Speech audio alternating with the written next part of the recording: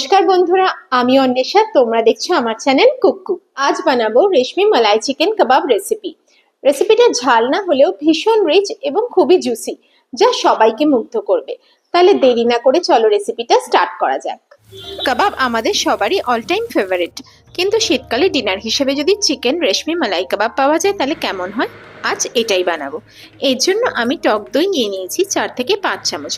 টক দইটা আমি একদম জল ঝরিয়ে চিপে কিছুক্ষণ রেখে দেবো। তোমরা দেখতে পাচ্ছ এখানে দই থেকে কতটা জল বেরিয়েছে। এবার এটা আধা ঘন্টার জন্য ফ্রিজে রেখে দেবো। অন্য একটা বাটিতে আমি 20 থেকে 25টা ভাঙা কাজু নিয়ে আমি গরম জল দিয়ে এটাকে 15 মিনিটের জন্য ভিজিয়ে রাখবো। এবার এখানে 1.5 কেজি বোনলেস চিকেন নিয়ে স্বাদ মতো নুন দিয়ে দিয়েছি এবং একটা লেবুর রস চিপে ভালো করে ম্যারিনেট করে 15 থেকে 20 মিনিটের জন্য আলাদাভাবে আমি রেখে দেবো। লেবুর রস বা ভিনিগার দিলে চিকেনের যে একটা স্মেল থাকে সেটা কেটে যায়। মিনিট 15 পর কাজুগুলো নরম হয়ে গেলে একটা স্মুথ পেস্ট বানিয়ে নেব এবং এটা চিকেনের মধ্যে দিয়ে দেবো। এরপর দেব জল ঝরানো টক দই 3 চামচ, তারপর দেব ফ্রেশ ক্রিম 2 থেকে 3 চামচ, তারপর দেব আদা, কাঁচা লঙ্কা এবং রসুন বাটা 2 চামচ থেকে 3 চামচ, তারপর দেব আমি গোটা গরম মশলার গুঁড়ো 1/2 চামচ এবং দেব গোটা গোলমরিচের গুঁড়ো 1.5 চামচ দিয়ে সবকিছু একসাথে খুব ভালো মতো আমি মিশিয়ে নেব, যেন চিকেনের মধ্যে সব মশলাগুলো ভালো মতো ঢুকে যায়।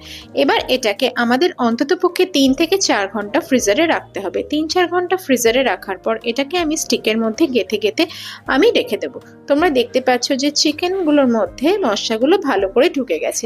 এবার প্যানের মধ্যে আমি 3 থেকে 4 চামচ সাদা তেল এবং 1 চামচ বাটার দিয়ে ভালো করে মেল্ট করে নেব কম আছে, এবং একে একে স্টিক্সগুলোর সব একের পর এক এর মধ্যে কম আছে আমি কুক করতে দেব। এটা তোমরা চাইলে ওভেনেও করতে পারো, তাহলে 200 ডিগ্রি সেন্টিগ্রেড তাপমাত্রায় 20 থেকে 25 মিনিটের জন্য এটা গ্রিল করতে হবে। মাঝারি আছে উল্টে পাল্টে ভাজতে হবে এবং মাঝে মাঝে ব্রাশ দিয়ে মাখন ওপরে লাগিয়ে দিতে হবে, যতক্ষণ না পর্যন্ত চিকেন সেদ্ধ হচ্ছে এবং চিকেনের গায়ে পোড়া দাগ লাগছে। এটা মিনিট 15-20 জন্য এক এক পিঠ করে আমাদেরকে প্রায় ভাজতে হবে। এখানে আমি 4টে করে স্টিক ভেজেছি একসাথে। তোমরা চাইলে এখানে 3টে স্টিক করে ভাজতে পারো। তোমরা দেখতে পাচ্ছ যে ওপরে গাগুলোতে পোড়া পোড়া দাগ হয়ে গেছে, তার মানে একটা পিঠে আমাদের চিকেনগুলো ভালো করে কুকড হয়ে গেছে। এবার অপর পিঠটা একই রকমভাবে 15 থেকে 20 মিনিটের জন্য কম আঁচ করে আমাদেরকে করে নিতে হবে। মধ্যে মধ্যে কিন্তু ব্রাশ দিয়ে মাখন লাগাতে তোমরা কিন্তু ভুলো না। যত এখানে বাটার লাগানো হবে তত কিন্তু চিকেনগুলো নরম এবং তুলতুলে হবে। নরম তুলতুলে হয়ে গেলে চিকেনগুলোকে আমাদের নামিয়ে নিতে হবে। তোমরা দেখতে পাচ্ছ এখানে আমাদের দু সাইডটাই প্রায় চিকেনগুলো কুকড হয়ে গেছে। আমরা এখানে চিকেনগুলোকে প্লেটে নামিয়ে নিচ্ছি পরিবেশনের জন্য। তোমরা এখানে চাট মশলা, পুদিনার চাটনি বা মেয়োনিজ দিয়েও এটা সার্ভ করতে পারো। এই রেসিপিটা করতে কিন্তু খাটনি একদম নেই, কিন্তু খেতে কিন্তু দুর্দান্ত। বাড়িতে অতিথি এলে বা নিজেদের ফ্যামিলির জন্য আমরা এটা করতেই পারি মাঝে মাঝে।